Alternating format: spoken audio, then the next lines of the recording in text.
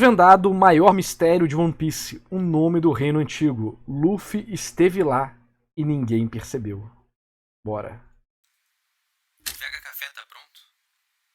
Então vamos transmitir a verdade antes do Vegapunk. De todos os fatos que existem no mundo, aqueles que mais queremos saber são logicamente o conteúdo dos poneglyphs e o motivo de sua existência. Por que as pessoas do passado gravariam textos em pedras indestrutíveis numa tentativa de entregar mensagens para o futuro? Gravar toda essa história em blocos rígidos e espalhá-las por todo o mundo? Seria isso porque eles imaginariam que se escrevesse em papel ou livros, a mensagem poderia ter sido destruída? Não só destruída, como modificada, né? Se você pegar os cultos iniciáticos antigos, você vai ver que a religião ou os conhecimentos místicos superiores que eram importantes, eles não eram transmitidos por texto, porque eles consideravam que o texto era o início da corrupção. Em que sentido? Para você adquirir o conhecimento, você precisava passar por vários processos e iniciações, e aquilo era passado verbalmente para você e não poderia ser escrito em nenhum lugar, porque poderia cair em mãos erradas e as pessoas poderiam transformar aquilo em outra coisa.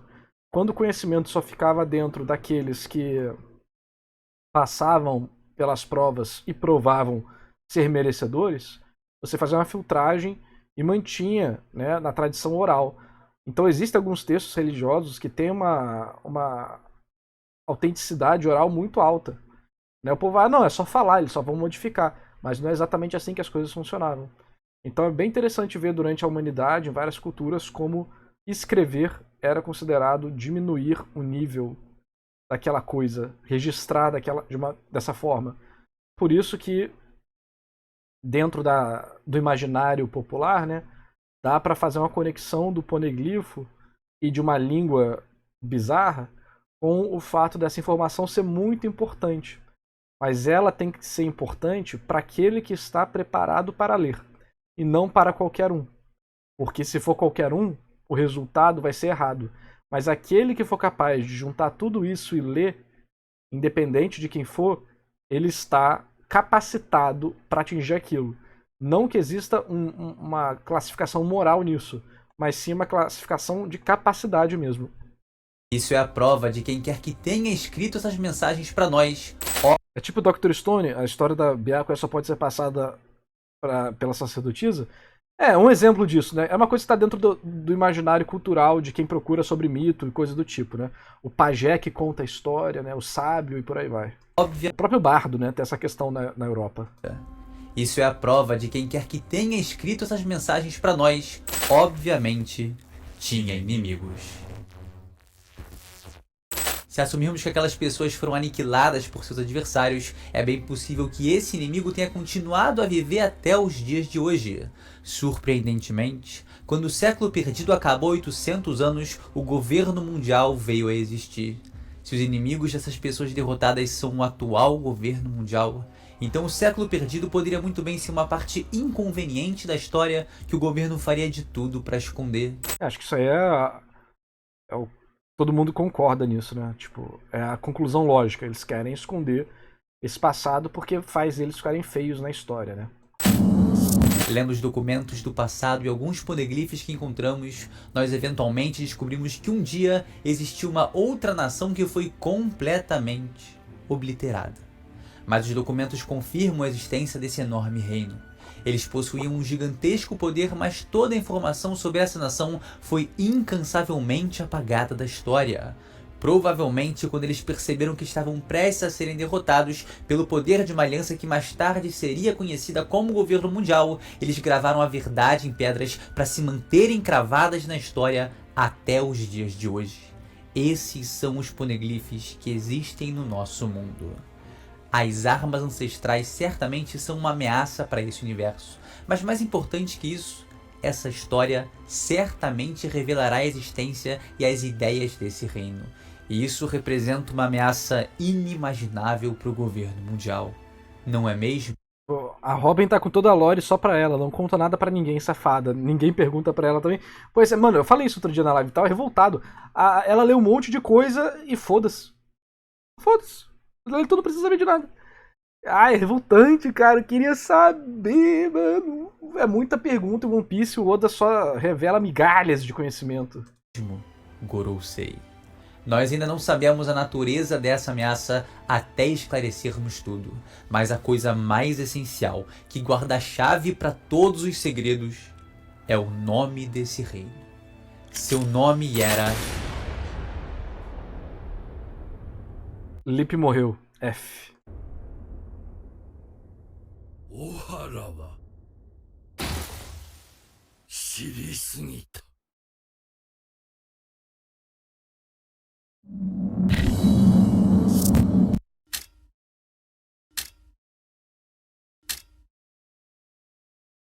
Será? Será? Aí. Ih, caralho! É o Dom, né? É o Dom que pode ler tanto como Dom quanto como Dawn. Né? Dawn, amanhecer. Amanhecer, sol. Igreja do Sol. Piratas do Sol. O sol como símbolo de liberdade. Ih. Nika, né? O deus do sol. Uma das ideias mais aceitas e prováveis para o nome do reino antigo é Dom. Palavra que aparece no título do primeiro capítulo de One Piece, é o nome da ilha onde o Luffy viveu e que vem ganhando cada vez mais importância, significado e simbolismo dentro da obra. Dom é amanhecer, e é através dele que todo o universo dessa história mudará. Por si só, esse já é um nome excelente e perfeitamente cabível para esse misterioso país, mas o que surpreende é que o que restou dele esteve nas páginas desse mangá e na nossa cara o tempo todo. Impel Down, que lido de maneira romanizada é Império Down, que, pasme, também pode ser lido como Império Dom. E é legal, né, que se você for olhar Impel Down, é como se fosse algo construído na Terra que era muito alto, mas aí a água subiu e aí ficou o contrário, né? É algo que tá lá em cima que vai até o fundo. Essa não é só uma leitura em português. Em espanhol, italiano, polonês, dinamarquês, romeno, alemão e em diversas outras línguas, a palavra império é dita da mesma forma ou muito similar. Em inglês ficaria Empire Dome, mantendo uma proximidade gritante com Impel Down, principalmente no que diz respeito à pronúncia. O próprio termo usado para ele afinal durante muitos anos foi Laftel, pura e simplesmente porque sua forma romanizada de falar era Rafuteiro, enquanto seu nome real, escondido nas margens entre as línguas, era Laugh-Tale. Se existia esse enorme segredo oculto no nome da ilha mais importante dessa história, por que o mesmo não pode ocorrer com o reino mais importante desse universo? Você vai ver ao longo do vídeo como essa ideia faz muito sentido. Mas talvez agora você esteja se perguntando por que o governo mundial manteve esse nome se ele é um segredo absoluto para o mundo? Mas a realidade é que houve uma troca. O reino antigo se chamava Empire Dawn, o Império do Amanhecer. E ao derrubar a região e deturpar sua história, a aliança que hoje conhecemos como governo mundial se apoderou do principal monumento daquela região ou de algum edifício de grande importância e subverteu seu nome para Impel Down, como forma de adulterar e descaracterizar o que um dia ele fora. Essa ideia de oposição ao que ele já representou é algo muito forte e interessante. Impel Down, inclusive, significa impelir para baixo, ou seja, fazer algo ser puxado para o fundo. E com certeza, ao tirar essa estrutura do seu local de origem e colocá-la embaixo d'água, a gente tem o seu significado traduzido. Além, é claro, de também ter uma relação possível com a demolição, a destruição do Império do Amanhecer. E dessa forma ele foi impelido para baixo.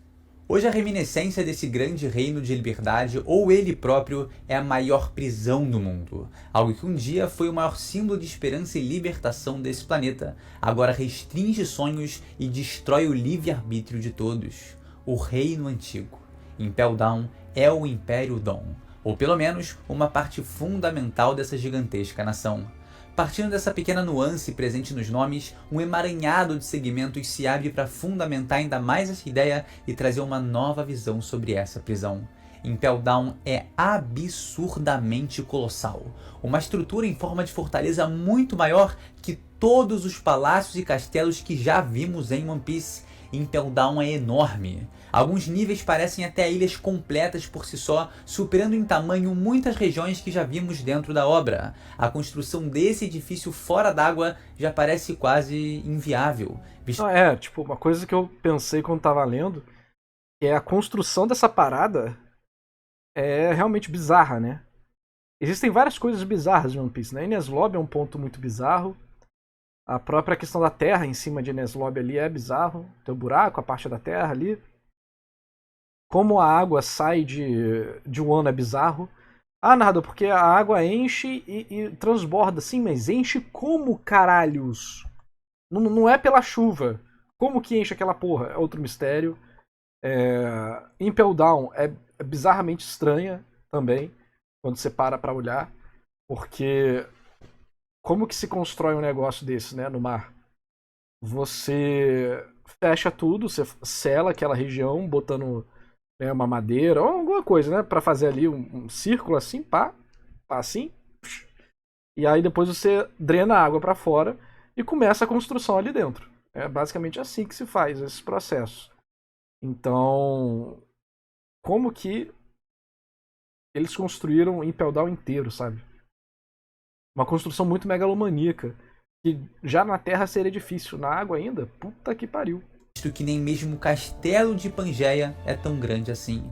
Basta compararmos com as árvores de Marejoa e lembrarmos que o primeiro nível de Impel Down, o menor de todos eles, possui uma floresta gigantesca, maior que o seu próprio palácio principal. Opa, uma estrutura feita para peraí. realizar Não é muito curioso que o governo mundial, em toda a sua pompa e esplendor, construa uma prisão maior que o seu próprio palácio principal? Uma estrutura feita para representar a sua grandeza? Pois é, porque não foram eles que construíram essa prisão.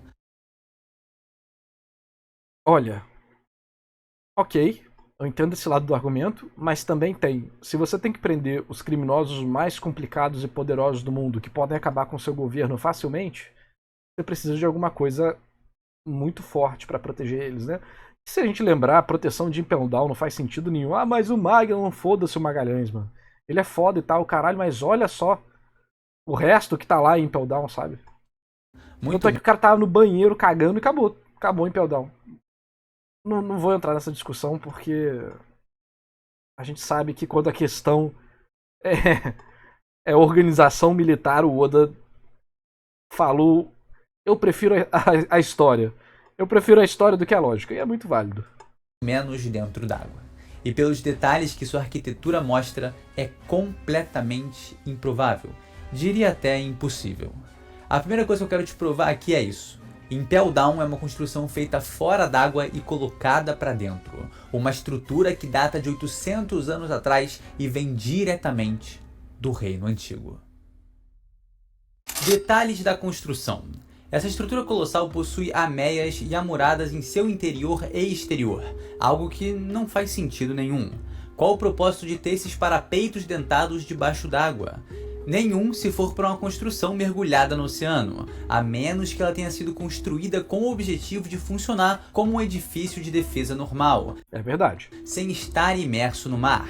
Outro ponto que não tem nenhuma lógica é a existência de janelas nessa enorme prisão, por dois motivos muito claros. Se a ideia é ter uma prisão impenetrável e inescapável, para que criar essas possíveis rotas de fuga? Ah, mas quem fugir... É que assim, né, a galera tá pensando dentro do ponto de vista lógico. O que eu acho que é válido até certo ponto. E eu concordo. Eu acho que é intencional o que ele tá falando ali. Eu tô tendendo a concordar com o Lipe em tudo que ele tá falando. Eu só tô trazendo outro ponto de vista pra gente não ficar bitolado numa coisa só. É o seguinte, como eu acabei de falar, às vezes o artista prefere a história ou a arte. E não necessariamente a lógica. Então, Impel Down ser daquele jeito pode ser simplesmente porque é uma mensagem que o Oda passa, a estética que ele quer passar. Olha, imagina como seria legal se fosse assim, esse tipo de coisa, tá? Ou pode ser de fato intencional, mostrando uma conexão maior. Pode ser os dois ao mesmo tempo. Eu só não quero jogar nenhuma possibilidade fora. Entendeu? Às vezes o símbolo ou o quanto divertido de desenhar aquilo já é o suficiente para o artista fazer de um jeito específico. Mas eu tendo a achar que de fato o Impel Down é muito estranho para estar ali. É porque a gente dá tanta moral pro Oda, e merecidamente, que a gente começa a questionar todas as micro decisões e macro decisões do autor. E muitas vezes, cara, trabalhando com autores, fazendo história, lançando jogo, ganhando prêmio, muitas vezes o que você faz porque é legal, porque é divertido. Você tem que se divertir fazendo sua história. Quem tem essa visão muito idealizada, que tudo foi planejado e, ai meu Deus, tudo faz sentido, é o fã. Né? O autor muitas vezes só botou lá porque, cara, é muito legal, entendeu? Então eu acho importante a gente levar as outras coisas em consideração. Vai morrer e se for um tritão? E a outra, as janelas em todos os seus andares, mas para qual vista? Com que intuito? Estético? Provavelmente a gente sabe que daquilo ali deve como é que eu posso dizer? Concretado, né? Nem deve ser uma janela de fato hoje em dia. Não. Funcional? Também não. Não faz sentido existir. É tipo dentro da obra, de fato. Ele falou estético dentro da obra e tal não faz sentido. Mas a gente às vezes tem que considerar o fato de que existe uma pessoa criando a história e que ela toma decisões que não necessariamente são estéticas, lógicas, com propósito, é só porque ele quis, é divertido, é legal de desenhar, ele queria desenhar isso, não sabia onde encaixar na história, e encaixou aqui. E depois ele pode pegar isso e reconectar com uma outra coisa no futuro. Pode ter sido o caso. Ou pode ter sido um elemento planejado, em geral. Também pode. Né? Eu só estou querendo abrir o leque de possibilidades. O foda de One Piece é que tem coisa que é estranho porque tem significado, e é estranho só porque é One Piece mesmo. E é pra ser estranho, pois é. Ou se a prisão for dominada, abre as janelas e afoga todo mundo. Simples, de fato, realmente é uma opção. Existência dessas aberturas se o propósito dela era ficar no fundo do mar. Com base nos eventos do capítulo 1113 de One Piece, é possível que Impel Down tenha sido construída antes do mundo ser inundado numa suposta primeira vez. Se ela fosse construída dentro da água, o que já seria impressionante, a sua parte de baixo não precisaria ser maior. Inclusive, qual sentido isso faz se cada nível vai apresentando um menor número de prisioneiros conforme descemos? Porque É que tem umas anomalias, né? Tem uns caras queimando aqui, ó. Aqui o motivo. Precisaria ser maior.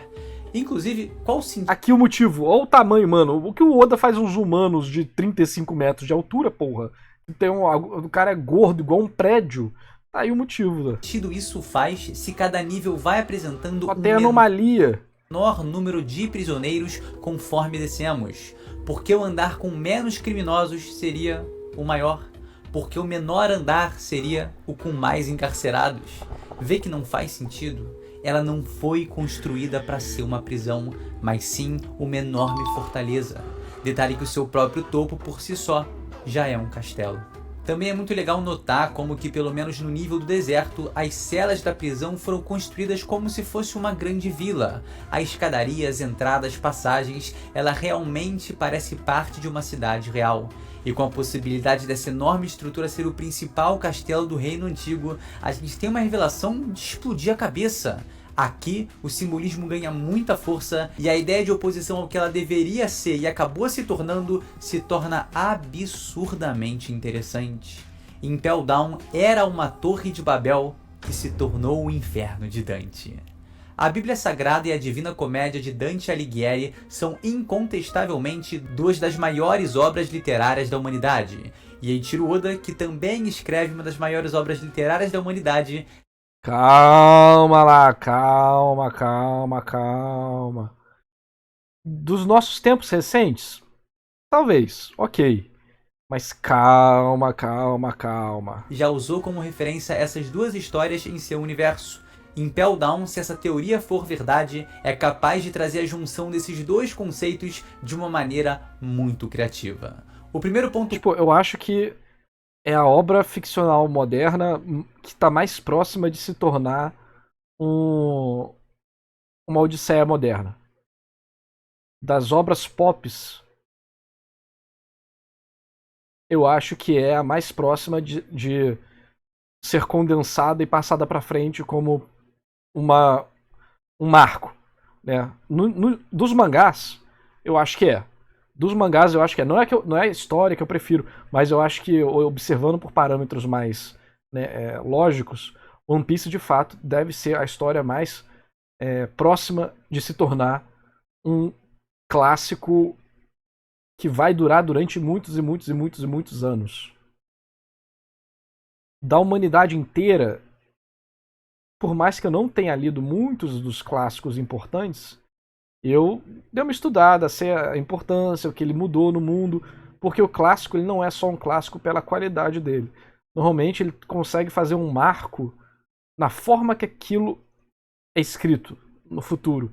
Técnicas, o nível da escrita, como influenciou o mundo quando saiu. Às vezes um clássico ele se torna um clássico muito tempo depois, né? Porque ele acaba, na época ninguém dava nada, mas no futuro vem como aquilo era grandioso.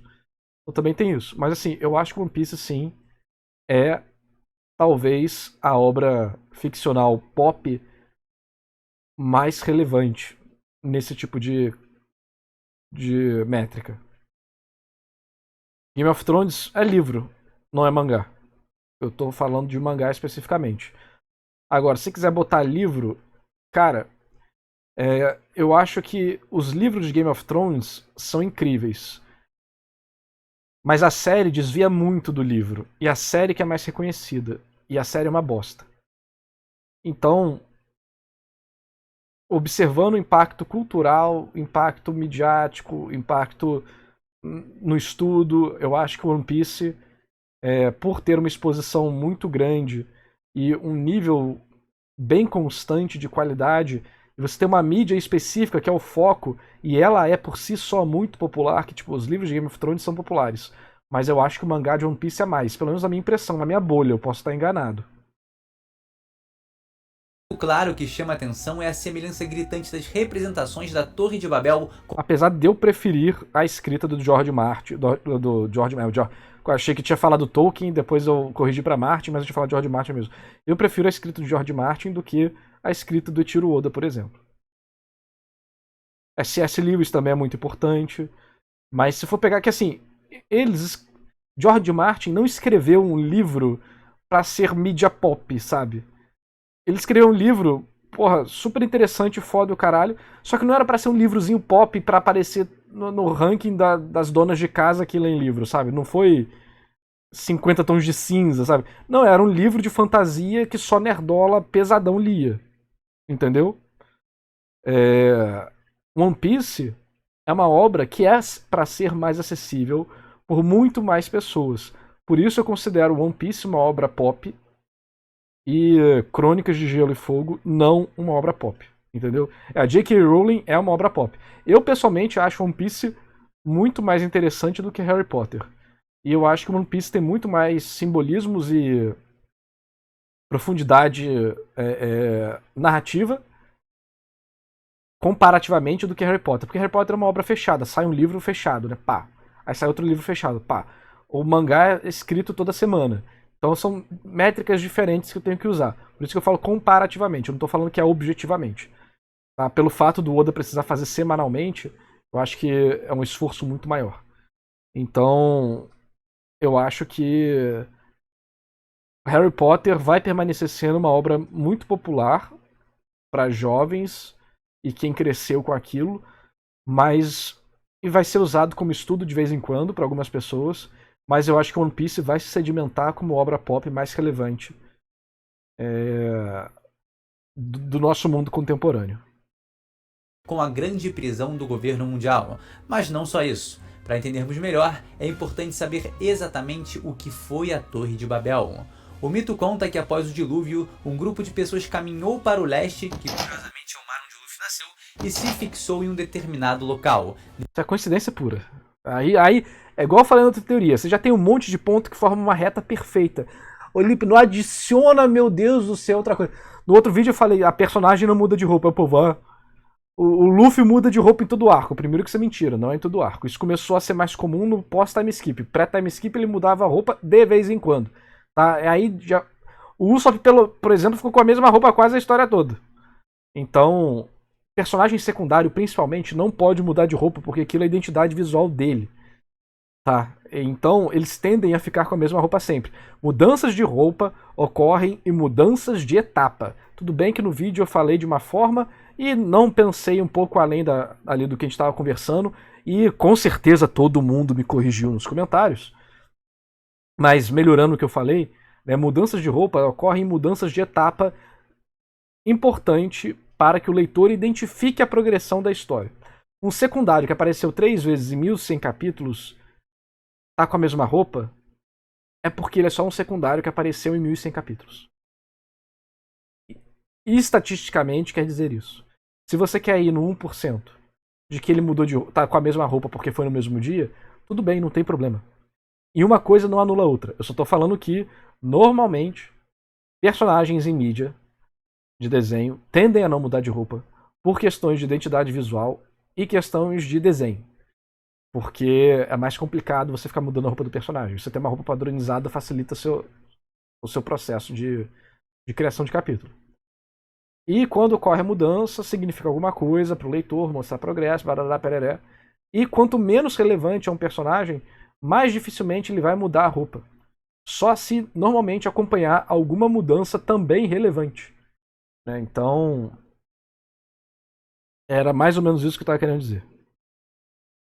Decidindo criar ali uma cidade e realizar a construção de uma torre que alcançasse os céus. O objetivo dessa construção era impedir que as pessoas se espalhassem e mantivessem toda a humanidade unida em um mesmo local, basicamente unificar o mundo. O outro propósito dessa construção era evitar um segundo dilúvio, absolutamente identificável com o que temos no mangá. Agora, como isso é representado no mundo de One Piece? O reino antigo foi provavelmente construído tal como a Torre de Babel, com o propósito de unificar todo o mundo. Uma ideia que parece clara há tempos, né? Inclusive, é realmente possível que o mundo de One Piece antigamente tenha sido como uma Pangeia, como alguns pontos indicam, mas isso eu já comentei mais profundamente em outros vídeos. Esse grande reino, após ser derrotado pelos 20 reinos que fundaram o governo mundial, teve seu principal castelo usurpado e transformado num local completamente contrário à sua ideia original. Se o Império do Amanhecer buscava liberdade com essa construção... Mas lembra que essa construção é negativa, tá? Todo o simbolismo da Torre de Babel é sobre o ego humano que quer alcançar Deus. Ou seja, se você quiser levar essa teoria até o final... Meu áudio tá bom, né, galera? Se você quiser levar essa teoria até o final, a Torre de Babel mostra como o ser humano tenta alcançar Deus achando que ele é capaz de fazer isso pelo ego dele. Então, se isso tá em One Piece, teoricamente, o Reino do Amanhecer não seria tão bom também, não. Porque demonstraria, né? Primeiro, juntar o mundo todo, que foi o que o governo mundial fez. Isso é algo negativo. Porque você aniquila a cultura, você aniquila a diferença, você aniquila a diversidade de língua, que é uma das punições, né? Antes o mundo todo falava uma língua só, e aí depois Deus foi lá e criou os vários idiomas para virar o caos, né? Mas o simbolismo da Torre de Babel é a torre do tarô, basicamente. Ou seja, para você continuar subindo e alcançar Deus, você precisa se desfazer do próprio ego. Por isso que a torre está quebrando. Entendeu? Então, é complicado.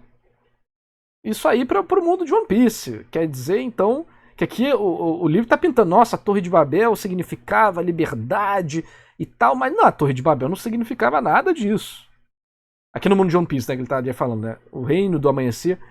Aqui, talvez, o amanhecer também pode vir junto da estrela da manhã. A estrela da manhã que é Vênus, portador da luz, também conhecido como Lúcifer, que não está junto dos demais deuses porque ele não é visto no céu noturno. Ele é visto apenas no amanhecer. E no entardecer também, agora eu não lembro.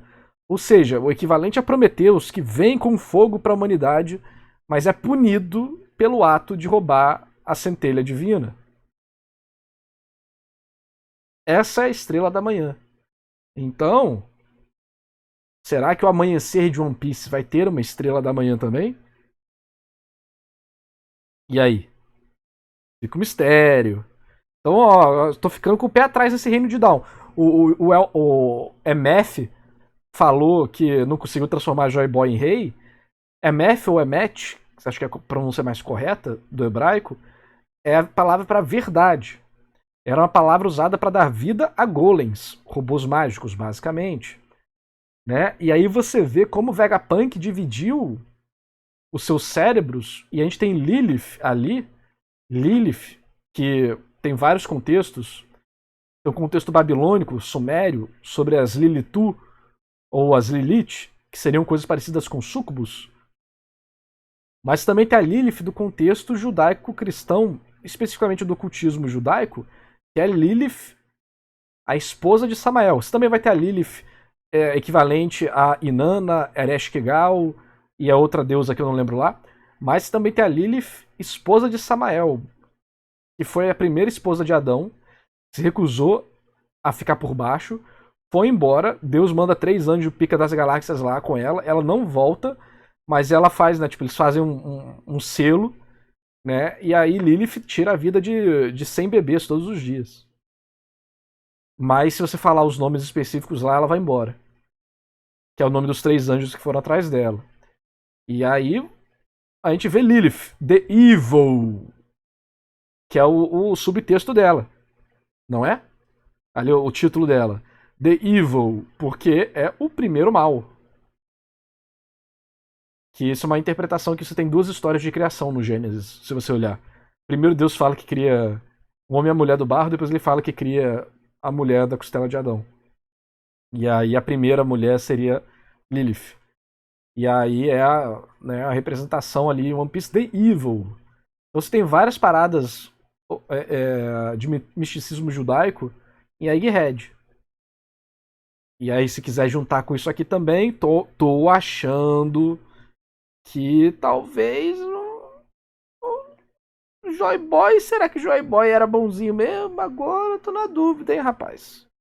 E Mustama fez questão de transformá-la na maior prisão que esse mundo já viu. Um tanto irônico e As notificações vão tocar depois do vídeo, tá? sádico como o provável reino em que Joy Boy fazia parte foi transfigurado em uma enorme prisão. Tornou-se o oposto de liberdade e libertação. Mas lembrando, Torre de Babel nunca significou liberdade e libertação. Era bem o contrário. Esse é um modus operandi padrão de diversos exércitos conquistadores. Eles transformam a maioria dos importantes marcos dos derrotados em locais militares para que ninguém mais tenha esperança. Eles arruinam seus maiores emblemas, os transformando em símbolos antagônicos ao que realmente representavam. Foi assim que uma Torre de Babel se tornou um inferno de Dante. Uma estrutura criada como símbolo de unificação, tal como a Torre de Babel se tornou sobre outra região. Mas aí que você tá errando. Essa parte da teoria, que tipo, beleza, pode ser uma Torre de Babel, não tem problema. Mas você falar que ela é um símbolo de quê? Cadê? Símbolo de união. Criada como símbolo de unificação, tal como a Torre. Ela não é um símbolo de unificação. A Torre de Babel é um símbolo de egoísmo, símbolo de soberba. É um símbolo negativo. Símbolo de arrogância, exatamente. Então essa parte aí, eu não sei se ele leu em algum lugar que falava uma coisa diferente, ou se ele pintou da forma que... Tipo, muitas vezes teorias de obras tem muito disso. Você tem o fato A e uma prova B. A prova B não é igual o fato A. Só que o que você faz? Você transforma a prova B em uma prova A para justificar o fato A, distorcendo a parada, entendeu? Não sei qual foi o caso aqui. Tô adorando a teoria, mas calma lá, esse ponto aí tem que tomar cuidado. A Torre de Babel se tornou sobre outra regência o maior símbolo de punição da história desse planeta. Um verdadeiro inferno em 6 camadas.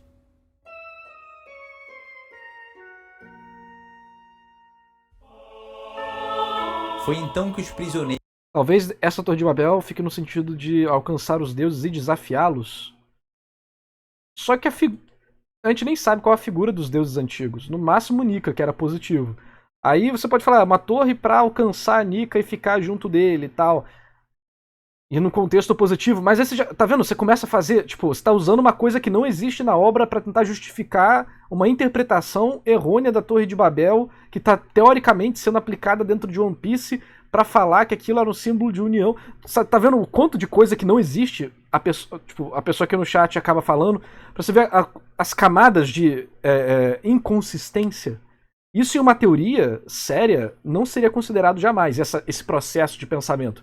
Entendeu? Porque ele é completamente alucinógeno. Tipo, tá tirando literalmente do ar a parada. Porque não tem nada disso na obra e nem nas fontes primárias que a teoria tá pegando. Os prisioneiros do Reino Antigo começaram a rezar para Nika.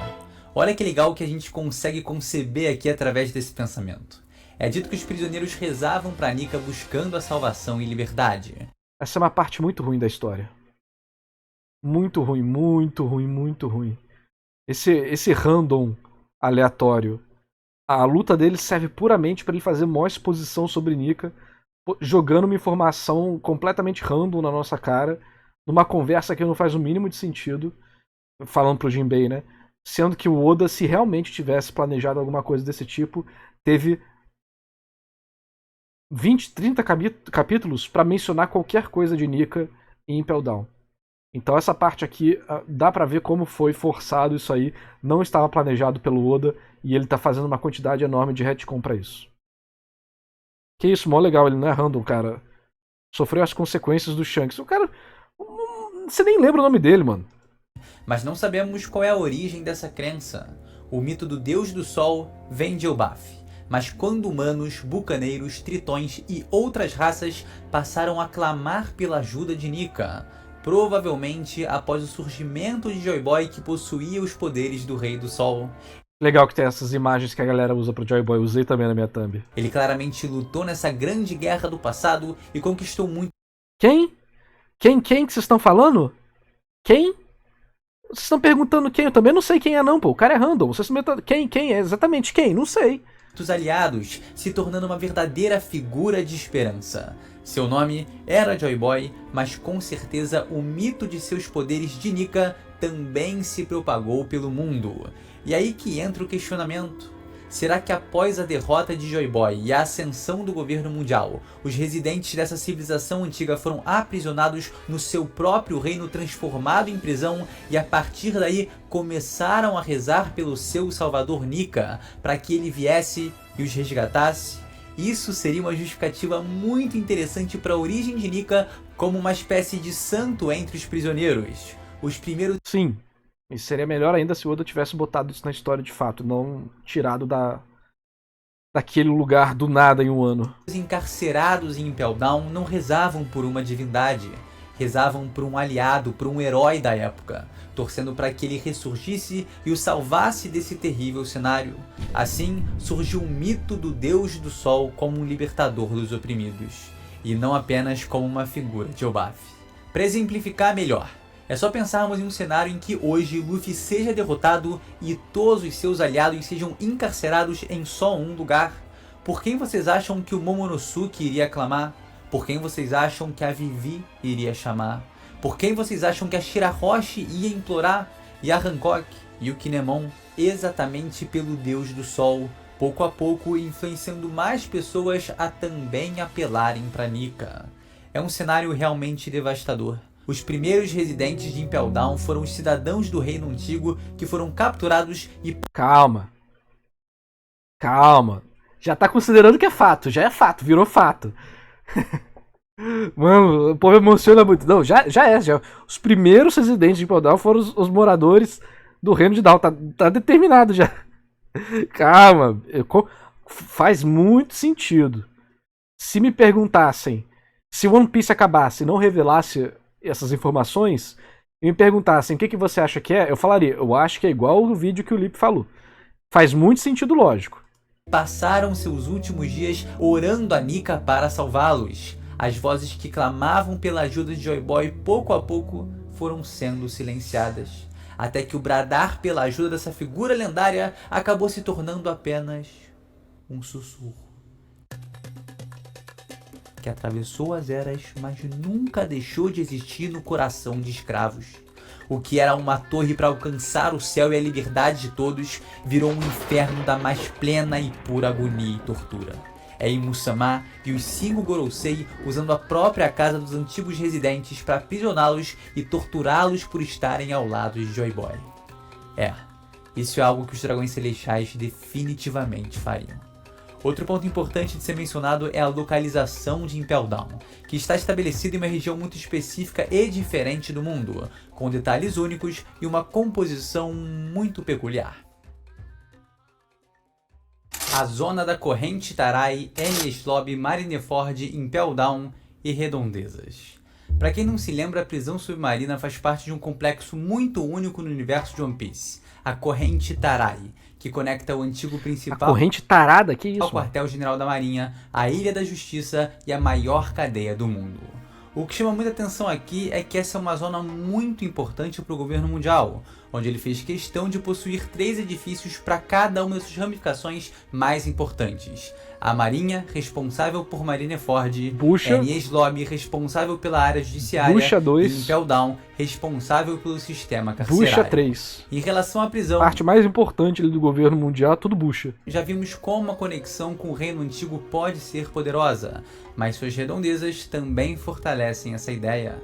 Enies Lobby é extremamente peculiar por diversos motivos. Isso aí é assustador, de fato. Enies Lobby, o Frank olha pra baixo e o Oda não mostra que o Frank olha. Porra, mano. Isso aí é um mistério que eu acho muito foda em One Piece. Isso aqui... Mano. Isso aqui tem que ter resposta. Tem que ter. E um deles parece cada vez mais próximo de ser revelado. O buraco infindável abaixo de sua estrutura principal é muito semelhante... Aí o Frank olha e não fala pra ninguém, ele fala paz. A Robin sabe todos os poneglyphs e fala paz. Mano... ao que vimos ser criado após as ordens de Imu-sama para que Lulúzia fosse destruída. Seria Enies Lobby outro reino que foi apagado no passado? O próprio reino antigo ou parte do Império Dom? A destruição de algo assim provém da justiça divina de Imu-sama, e a ideia de sobrepor a região com o maior tribunal do mundo é muito intrigante. É como se fosse o próprio governo mundial dando o recado de que aqui é a minha justiça que prevalece. Onde antes pode ter havido um reino, ou pelo menos parte de um reino, agora há o símbolo de justiça daqueles que o julgaram e o apagaram no passado. O que contribui para isso de fato ter acontecido nos foi revelado no capítulo 1114 de One Piece. Para tirar as dúvidas e nos dar respostas conclusivas sobre a Mother Flame, Oda fez questão de mostrar que ela é, na verdade, uma espécie de combustível que faz uma arma extremamente É basicamente o Materazo, né, de Fire Force. poderosa funcionar. A Chama-Mãe é uma tentativa de reproduzir uma energia antiga que há 900 anos também teria potencial para fazer com que essa arma de Imu-sama funcionasse. Meu áudio não tá chiando não, né, galera? Muito provavelmente estamos falando de Uranus aqui. E se essa energia foi esgotada durante o século perdido e Imu nunca mais conseguiu... Gente, qual o nome das 3 armas ancestrais? Uranus? Netuno? É Netuno mesmo? Não, Netuno é o nome do rei. É Uranus? Não é Uranus. Pera. É Pluton, Poseidon e Uranus. Você já ninguém... As pessoas já pesquisaram sobre isso, né? As pessoas já procuraram sobre isso, né? Óbvio, o que você vai pegar são os nomes romanos de deuses. Todo mundo já pegou isso, obviamente, né? Beleza, então, não vou nem falar nada. usar essa arma, faz sentido que ela tenha sido usada em algum momento do passado, pelo menos uma vez. Detalhe é que as redondezas da corrente Tarai... Poseidon pode ser nome grego também. Mas quando você vai ver os mitos de Poseidon, você vai ver a diferença de como ele na Grécia era extremamente maligno, não maligno, mas perigoso, raivoso e tal.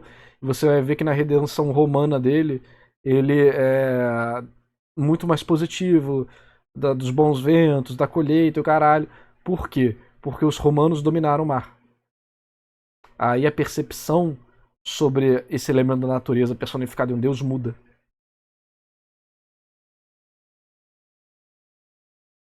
É, o Netuno. É porque Netuno, o Oda deu o nome já pro rei Netuno, né? Aí ele teve que usar Poseidon, que é o grego, pra arma. Apresentam inundações constantes e anuais, como é o exemplo de Water 7 e Long Ring Long Land. O que? Pera aí. E anuais, que as redondezas da corrente Tarai apresentam inundações constantes e anuais, como é o exemplo de Water 7 e Long Ring Long Land. Isso poderia ser um efeito colateral do uso dessa arma no passado? Poderia. Sabemos que o incidente de Lulusia causou um aumento de 1 metro na água do mar ao redor do mundo. Talvez o seu uso há séculos tenha gerado uma decorrência semelhante, pelo menos ali nas proximidades. Enfim, se a região onde hoje está Enies Lobby foi ou fez parte do Reino Antigo, podemos ver o mesmo comportamento conquistador apresentado com o Impel Down, de apropriação de uma região, de apoderamento de um local do inimigo derrotado para torná-lo uma relíquia de sua vitória. Um possível ambiente de liberdade teria se tornado então um lugar de julgamento e sentença. Mas a arma foi citada bem antes da Ilha dos Tritões, mas o Oda pode ter definido o rei da Ilha dos Tritões bem antes de dar o nome da arma. Ué. Pontos muito importantes de uma história, autores muitas vezes vão fazer uma série de bullet points mostrando mais ou menos a ordem da jornada e personagens importantes que eles vão encontrar. Como o Rei Netuno é importante para a obra, inclusive por causa da filha e tal, sei que, passado, aquilo tudo, ele já deve ter sido nomeado bem antes de outros detalhes da obra.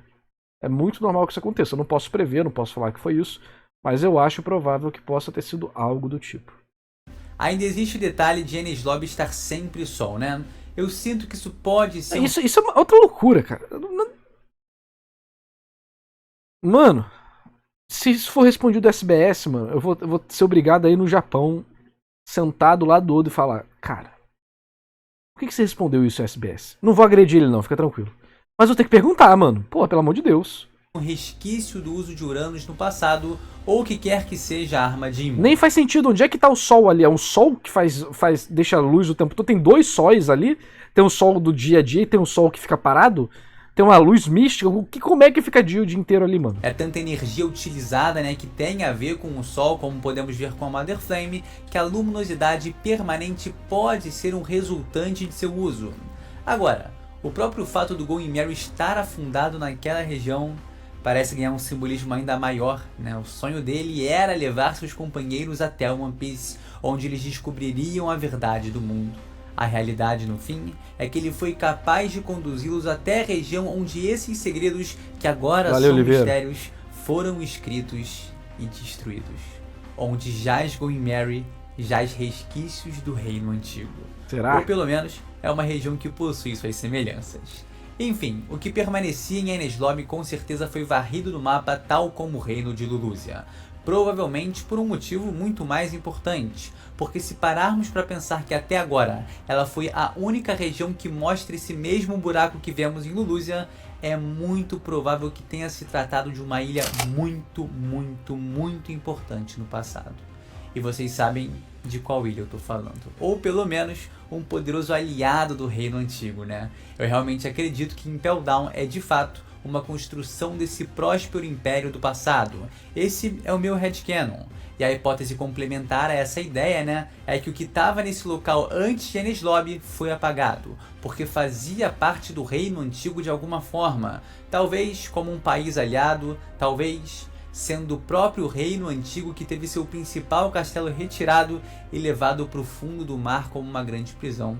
Mas será que ele foi retirado ou ele simplesmente já estava ali? Enfim, algo do gênero.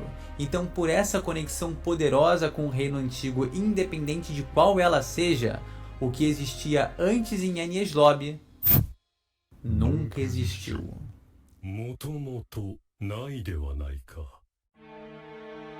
Como falamos muito de simbolismo e representação durante toda a teoria, é muito importante sairmos da ilha judiciária, voltarmos para Impel Down e notarmos como há um segredo muito interessante em seu emblema. O logo de Impel Down. Vamos ver. O símbolo da prisão submarina parece...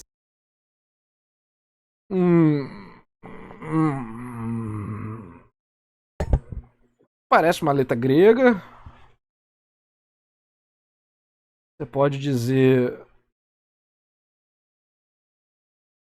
que tem um M, né? Pode dizer que tem um I no traço do meio.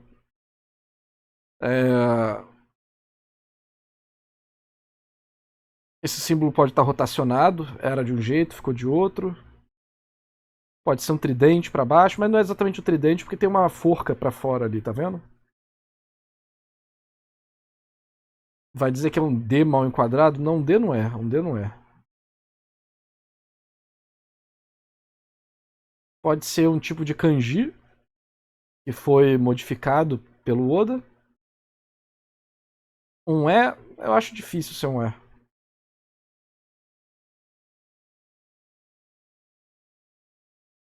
É um I sobre um D. O Oda desenhou a concepção desse logo.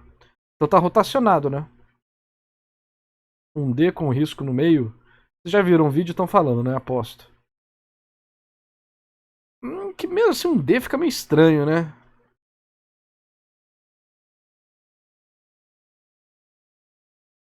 Parece algo bem peculiar, mas Oda já trouxe uma explicação para isso. No SBS do volume 55, um leitor perguntou: o que é essa marca que tem algumas pessoas como Magellan em Impel Down? O autor responde: a Toei Animation me perguntou sobre isso também. São as iniciais de Impel Down, o I e o D, que se você combinar, consegue fazer isso. Você encontra diferentes símbolos dependendo de que parte você cortar fora, mas esse símbolo não é muito importante. Mas espera aí, por que ele não é importante? Por que ele não é muito importante? Cadê o D, mano? Eu não tô vendo o D. É curioso O D tá pra fora da bola, não tá? o Eiichiro Oda fazer questão. O D tá pra fora ali, então eu não tô vendo o D, mano. Parece um... Eu vejo um pi, mas eu não vejo um D. Tá cortado pela metade? Porra, aí tá de sacanagem, né? De falar que esse Pô, só é a metade do D, carai. emblema não tem essa importância toda, algo que ele nunca fez questão de mencionar em nenhuma outra resposta, nem mesmo ao contestar as mais de 20, 30 perguntas sobre Pinto que temos ao longo dos SPS. Pô, as perguntas de Pinto são de sacanagem, né? Isso aí ele tava vendo que o fã tava fazendo teoria no YouTube. E falou, não, mano, relaxa, não tem nada aí não, pode ficar tranquilo. Esse é o problema da gnose, né? O problema da gnose é que você acha que tem um conhecimento por trás da... tem a verdade por trás da informação. Só que... E quem garante que não tem uma verdade por trás da verdade? Que é a gnose de Fullmetal Alchemist. A verdade por trás da verdade. E a verdade por trás da verdade por trás da verdade. Aí tu fica maluco, eu acho que acontece com o teorista de One Piece. Então o próprio fato dele declarar que não é importante denota a sua importância. Ah lá, mano, é muita teoria da conspiração! Ai, socorro! Me convença, Lipe, me convença. Parece um misdirection desse safado pra gente não se atentar a algo que tem sim o seu valor. Então, no fim das contas, o logo de Impel Down é um I empalando uma letra D.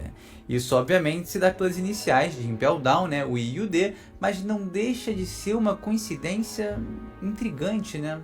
A própria formação desse logo cria as letras I e M, que juntas, lidas em japonês, se pronunciam Imu.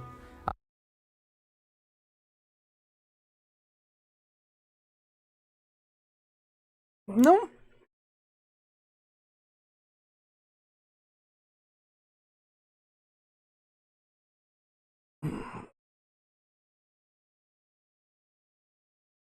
É porque o japonês é uma língua pictográfica. As letras não existem em japonês. O que existem são pictogramas. E esses pictogramas denotam representações. Por que você acha que existe mangá que tem onomatopeia de silêncio? Onomatopeia de ameaçador? É porque o kanji ele não está falando a palavra silêncio. Ele está denotando a sensação que causa o silêncio. Quando tá lá, tipo, amedrontador no Jotaro, não é uma onomatopeia do som de amedrontador. É uma onomatopeia que significa a sensação de algo amedrontador. Certo? Então, a gente sabe disso. Quando você converte isso para as línguas latinas, as línguas ocidentais, as línguas nórdicas, enfim, elas funcionam de uma forma diferente. Inclusive, existe uma teoria que fala que asiático tem mais facilidade para desenhar, porque a língua dele é pictográfica e você usa o lado de desenho do cérebro mais do que você usa o lado de língua de letra, vamos dizer assim. Eu não sei se a teoria é correta, mas parece fazer algum sentido na minha cabeça de leigo. Então, pode ser essa pronúncia? Pode. É possível? Acho possível. Provável? Não sei. Mas você vai ver nas fonéticas japonesas, você vai ter a ordem específica, a pronúncia específica. Teria que ver como o japonês fala o nosso alfabeto todo. Porque pode ser, pode não ser. Vamos na onda, vamos na onda. Eu tô aqui pra questionar, não vou aceitar tudo não, porque senão eu só fico assistindo o React falando, aham, muito interessante. Não, quero aqui explorar com vocês. Além do mais, fica claro que esse logo é literalmente um I de Imu sobrepondo um D de Dom. É exatamente o simbolismo de tudo que eu mencionei no decorrer desse Mas isso tem muito cara de ser aquela coincidência que o Oda fala, carai viado, nem pensei nisso, tá ligado? vídeo, representado no emblema da própria prisão.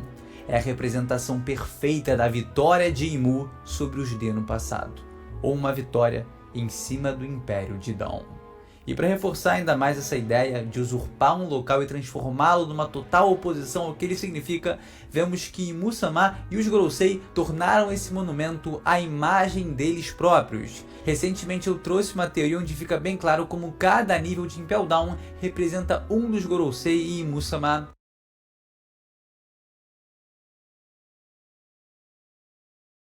Será? Depois vamos ver. Sendo assim, eles teriam deturpado o local ao ponto de colocar suas próprias. Não, mas eu preciso falar algo que eu não vi ninguém comentando. Na página que Imu tá ajoelhado pensando em Joy Boy, aparece alguém com uma silhueta parecida, com ele chamando por ele. Eu achei isso curioso. Já apareceu antes, pô. Na primeira vez que Imu aparece também. É o serviçal qualquer, porra. Acho que Imu limpa a própria bunda, faz a própria comida, lava a própria roupa, cuida de si mesmo quando tá doente. Não, tem um serviçal pra isso. E não deve sair de perto dela, ele não tem liberdade, é só o serviçal. Próprias semelhanças nele. E isso nos leva novamente ao início do vídeo e, consequentemente, à sua conclusão. Impel Down, Impero Down, Empire Dawn. O Império do Amanhecer. Por que manter um nome reformulado tão... É até engraçado porque japonês realmente fala inglês errado, então em vez de ser Down Empire, fica Empire Down. Então faz mais sentido pelo fato do japonês escrever errado essas paradas. semelhante? O primeiro ponto é porque passa despercebido, principalmente quando há um século dessa história que foi apagado. Você já tinha reparado nessa semelhança antes? Então por que outra pessoa comum nesse universo... Tem um mangá que o Oda se inspirou que tem praticamente os mesmos acontecimentos de One Piece, que se não me engano tem um monte. Ele se inspirou nas coisas que ele era criança, leu, adolescente e tal, normal. que tem muito menos conhecimento que nós repararia? Outra resposta é porque o universo de One Piece é criado para ter uma história sendo contada para nós. Por exemplo, por que mudar o nome Gold Roger para Gold Roger? Por que não colocar Go Roger ou só chamar de Go ou só chamar de Roger? Não facilitaria? Era muito mais fácil ter proibido qualquer sobrenome D de aparecer nas recompensas e simplesmente mandar os marinheiros mais fortes atrás de todo novo D que aparecesse. Mas aí você estaria supondo que o governo mundial e a marinha sabem fazer alguma coisa dentro de One Piece, né? Porque depois que a gente viu aquela palhaçada do Buster Call em Enies Lobby e a palhaçada dos Gorosei que nunca consegue pegar a Robin, mesmo quando ela tá parada na frente deles, porra, até o Chopper bate no bucha do Gorosei, porra. Então acho que ou é porque os caras são uma farsa, ou é porque o Oda tá escrevendo um shonen, né, cara? Mas não. Essas são as margens que o Oda dá para nossa interpretação como leitor. São mecanismos que permitem a história funcionar. De fato, o mecanismo permite a história funcionar. Porque se fosse ser verossímil com o que o Oda mesmo escreveu, a história acabava quando o Luffy tava, sei lá, em Arlong Park. Parece uma burrice colossal do governo mundial, mas a ideia é trazer uma possibilidade de nós, leitores, encontrarmos evidências e sermos recompensados por nossa atenção aos Também, existe uma porcentagem muito boa disso também, de fato. detalhes. Outro nome mantido que pode nos dar um grande indício de algo é o próprio Castelo Pangeia, localizado em Marejoa. Somado aos eventos recentes sobre o dilúvio e o próprio mundo de One Piece parecer algo montado, o nome do principal palácio do universo dessa obra ser Pangeia é um indicativo poderoso de que em algum dia houve um Isso foi doido. único gigantesco continente nesse planeta. Então, se esse mero nome, Pangeia, pode indicar... Eu não acho que indica isso, né? Eu acho que abre espaço para isso, mas pode ser só também uma representação de como os Tenryubito se veem, né? Eles são todo mundo que importa. Nada além disso importa. Porque nada, o resto é tudo água, tudo mar, qualquer coisa descartável, utilizável, que é o mundo que eles veem abaixo da headline. algo tão poderoso assim, por que mantê-lo? Por que não alterar ele para outra coisa? Para nós, leitores, podermos teorizar, encontrar pistas e buscar respostas. Enfim, como vimos durante o vídeo, o nome Impel Down, tal como Laftel, pode esconder um significado oculto que remete ao século perdido, sendo a grande prisão submarina o próprio reino antigo ou uma grande construção, um grande marco arquitetônico de sua época. Afinal, deixamos claro que Impel Down não foi construída dentro d'água, e o fato dela ser maior que o próprio castelo de Pangeia é muito suspeito. As janelas, as ameias, as almoradas, tudo não casa com a ideia de ser uma prisão submarina. E por acaso, durante sua leitura do arco, você percebeu que tem uma pedra ali que se assemelha demais a um poneglyph e ainda possui uma escritura antiga? Ao passo que nos aprofundamos nessa prisão, mais suspeito tudo se torna. A oposição de ideias entre a liberdade que ela poderia significar e as... Lembrando que a Torre de Babel original não significa liberdade. E One Piece pode ser, que não precisa ser um paralelo 1 a 1, tá? Os autores pegam os ícones específicos e depois transformam porque eles querem na história. Então em One Piece pode ser muito bem coisa de liberdade, né? Mas seria a torre de One Piece, não a Torre de Babel, né? Só isso que é importante pontuar. Pressão de aprisionamento que ela se tornou é um contraste muito interessante e que seria, a meu ver, genial de ser trabalhado. A ideia de antítese me parece muito poderosa em One Piece, com muitos elementos sendo lados opostos da mesma moeda, algo que casaria muito bem com o conceito apresentado aqui. Também mergulhamos a fundo em algumas partes mais especulativas e hipotéticas, de, por exemplo, a origem de todas as raças começarem a rezar por Nika, o deus do sol, e a possibilidade do que aconteceu com Enies. Eu achei que faz muito sentido. Realmente faria todo sentido as pessoas perderem a guerra e irem na prisão e ficarem clamando pelo Salvador que ainda está do lado de fora, que seria o rei, o chefe, um guerreiro poderoso. Então isso de fato faz muito sentido. Que derivam do principal conceito apresentado no vídeo e que para mim fazem muito sentido de serem especuladas. Há muitos mistérios em One Piece e buscar uma resposta para eles é uma das partes mais divertidas dessa comunidade fantástica. Concluímos então com um emblema da prisão que parece sim ter importância e esconder segredos relacionados a Imu e aos D. E isso me fez pensar: será que o Roger aproveitou que já iria se entregar para a Marinha para, abre aspas, visitar o reino antigo? Imagina ele lá aprisionado em Impel Down, sabendo a verdadeira história desse mundo, olhando para as paredes que o enclausuravam, pensando no que um dia essa grande construção fora. Imaginando a prosperidade daquela época, visualizando o Joy Boy por aqueles cantos. Teria tido ele um vislumbre do que era viver na mesma época que essa figura lendária? Aí o Lip tá utilizando o fato de ser mestre em escrita criativo pra pirar o cabeção já, né? É o símbolo de punição da Tá história. viajando no poema. Eita porra, voltou. Barrou o celular. Tá viajando no poema já. Mandou uma de Kubotite aí. Naquela época, visualizando o Joy Boy ao encontrar o One Piece. Luffy e nós já estivemos no reino antigo, mas não percebemos. E com tudo isso mencionado no vídeo, eu sinto que todas essas semelhanças apontam para que Impel Down seja de fato uma grandiosa relíquia do reino antigo como seu principal castelo. Uma memória viva e deturpada do Império do Amanhecer. E se você ainda tem dúvidas sobre esse nome, Dom, eu te provo que ele estava lá Não falou sobre as asas no símbolo. Pois é, hein? Tem isso. Significa aqueles que vivem lá em Skype, aposto, hein? a morte do Clover e desde o início desse vídeo. De uma maneira quase que oculta, praticamente invisível, mas sempre presente. O discurso poderosíssimo do Clover termina de forma abrupta com a sua execução, mas o som do tiro sofrido pelo arqueólogo traz a resposta. Ele revela a palavra que Clover iria bradar. A onomatopeia que completa a fala do professor é a mais importante de One Piece e parece até a continuação natural de suas palavras. Seu nome era...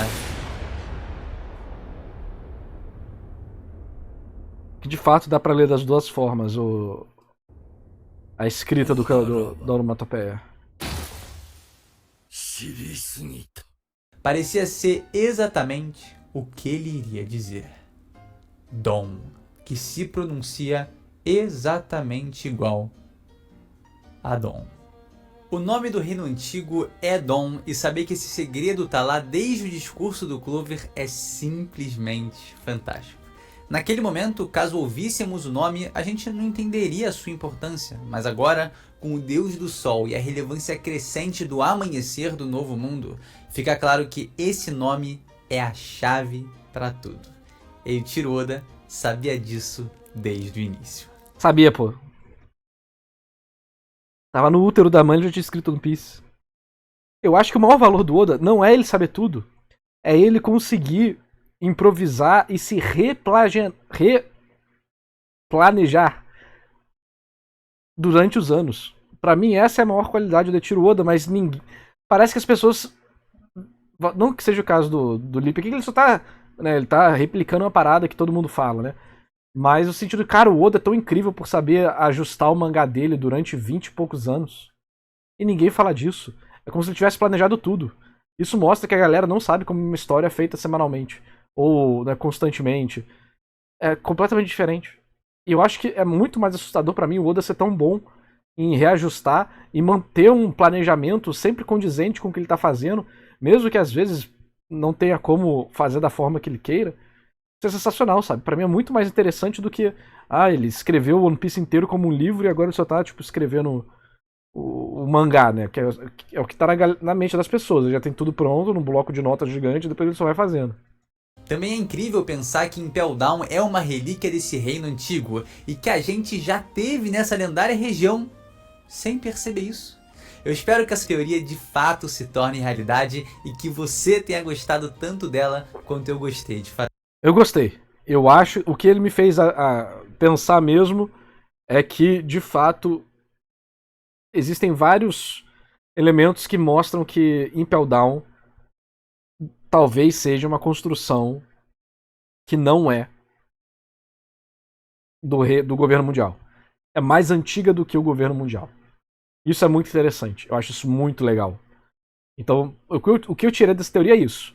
O resto tem muita suposição. Tem o Lippe mandando ali ver no poema pra deixar, né, as menininhas chonadas. Mas pra mim o mais sólido que sai da teoria é a torre é mais antiga. Estava ali mesmo antes da água. E eu acho isso muito legal. Pra mim é o que faz muito sentido. O resto da teoria,